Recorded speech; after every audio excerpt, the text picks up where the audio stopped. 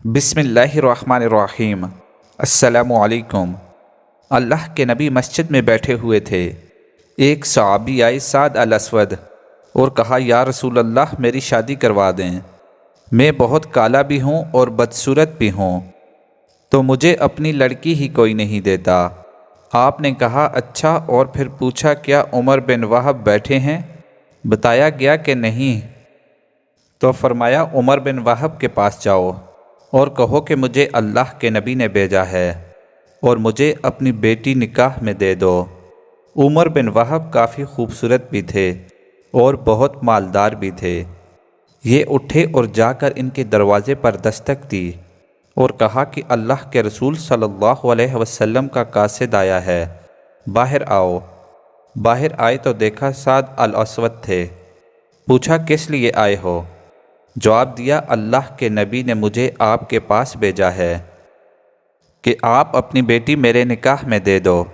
عمر بن وہب نے کہا جا جا، تجھے دوں گا اپنی بیٹی، تم غریب کو دوں گا اپنی بیٹی۔ سعد الاسود اسی قدموں کے ساتھ واپس آ گئے، لیکن عمر بن وہب کی بیٹی نے ساری بات سن لی۔ بیٹی نے عمر بن وہب سے کہا ابا جان، آپ نے میرے نبی کی بات کو ٹھکرایا ہے، جاؤ جا کر ہاں کر دو، کہیں ایسا نہ ہو کہ ہم تباہ و برباد ہو جائیں۔ آپ نے میری خاطر انکار کیا ہے کہ میری بیٹی گزارا کیسے کرے گی، آپ جا کر ہاں کر دیں، میرے نبی صلی اللہ علیہ وسلم کا حکم ہے، میں گزارا کر لوں گی۔ عمر بن وہب مجلس میں آئے تو سعد الاسود پہلے مجلس میں آئے بیٹھے تھے۔ اللہ کے نبی نے عمر بن وہب کو دیکھا تو کہا عمر بن وہب، آپ نے تو میری بات ہی ٹھکرا دی۔ کہا یا رسول اللہ صلی اللہ علیہ وسلم، میں نے نہیں ٹھکرائی، میں حاضر ہوں۔ یا رسول اللہ صلی اللہ علیہ وسلم، آپ میری بیٹی کا سعد الاسود کے ساتھ نکاح پڑھیں۔ 400 درہم حق مہر طے ہوا۔ آپ نے فرمایا سعد اپنی بیوی کو لے جاؤ۔ کہا یا رسول اللہ صلی اللہ علیہ وسلم، پیسے کہاں سے لاؤں؟ میرے پاس تو حق مہر ادا کرنے کے پیسے ہی نہیں ہیں۔ آپ نے فرمایا تم عبد الرحمن بن عوف کے پاس جاؤ اور ان سے کہو کہ اللہ کے نبی نے مجھے بھیجا ہے اور وہ تمہارا کام کر دیں گے۔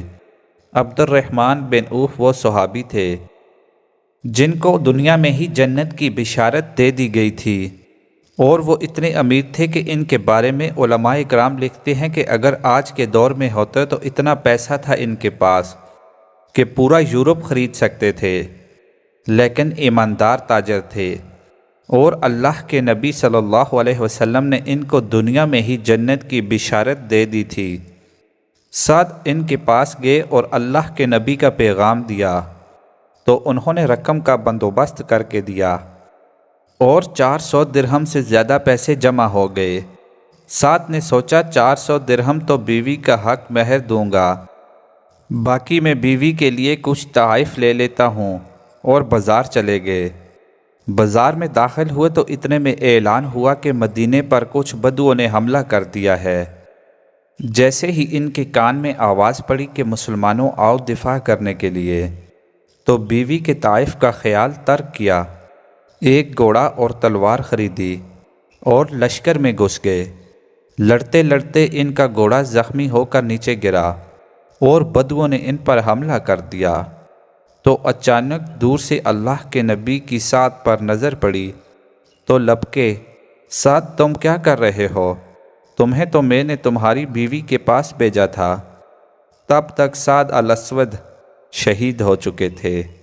اللہ کے نبی سعد کی طرف لبکے سعد کے سر کو اپنی جولی مبارک میں رکھ لیا اور آپ کی آنکھوں سے آنسو نکل کے سعد کے چہرے پر پڑ رہے تھے، اور اللہ کے نبی پیار سے کہنے لگے سعد تو کتنا پیارا ہے، تو کتنا خوبصورت ہے، تو کتنا خوشبودار ہے۔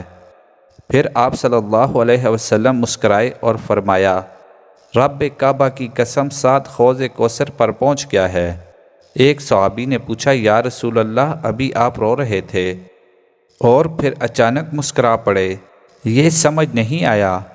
اللہ کے نبی صلی اللہ علیہ وسلم نے فرمایا میں روز سعد کی جدائی میں رہا تھا اور مسکرایا اس لیے کہ مجھے سعد کے جنت میں عالی شان محلات نظر آئے۔ سبحان اللہ۔ ویڈیو اچھی لگے تو ویڈیو کو لائک اور چینل کو سبسکرائب کیجیے۔ شکریہ۔